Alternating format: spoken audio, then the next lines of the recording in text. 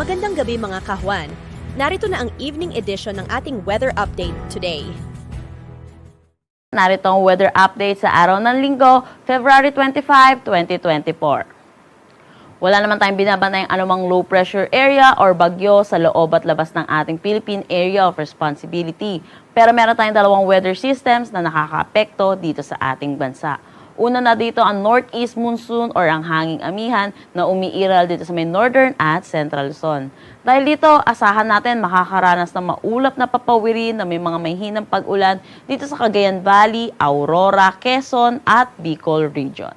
For Metro Manila at nalalabing bahagi ng Luzon, asahan natin makakaranas tayo ng bahagya hanggang sa maulap na papawirin na may mga pulupulong mahinang pag-ulan. Yung pangalawang weather system naman na nakakaapekto dito sa atin ay ang easterlies or yung mainit na hangin na nanggagaling sa dagat Pasipiko. Dahil dito, asahan natin makakaranas ng maulap na papawirin na may mga kalat-kalat na pag-ulan dito sa Samar, Eastern Samar at Northern Samar.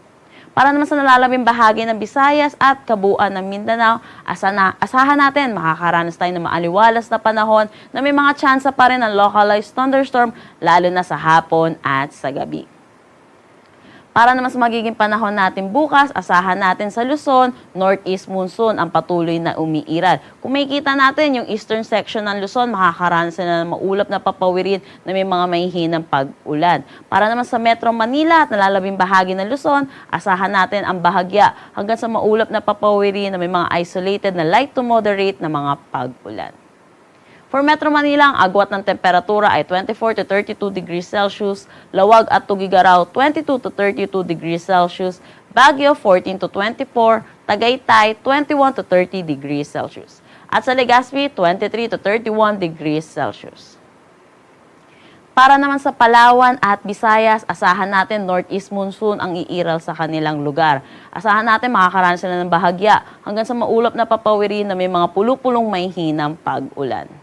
For Calayan Islands at Puerto Princesa, ang agwat ng temperatura ay 24 to 32 degrees Celsius. For Iloilo, 25 to 31, Cebu, 24 to 31, at Tacloban, 24 to 31 degrees Celsius.